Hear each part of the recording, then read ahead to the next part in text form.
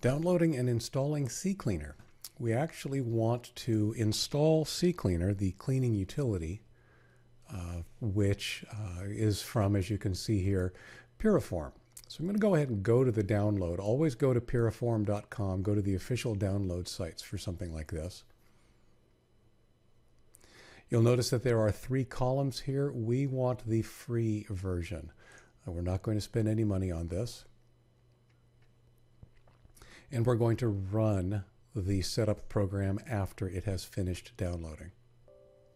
Once the setup program has started, we can go ahead and close our browser after we've okayed UAC.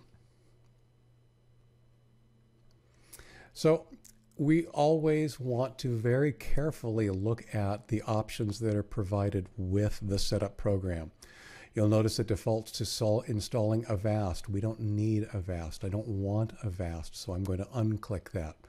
I'm also going to click on Customize to make sure that there's nothing else here that I might want to not have.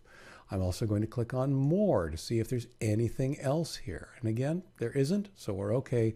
We're going to go ahead and install the program. I'm not going to bother with the release notes, and I am going to go ahead and run CCleaner. And there it is. CCleaner has now been installed on your machine.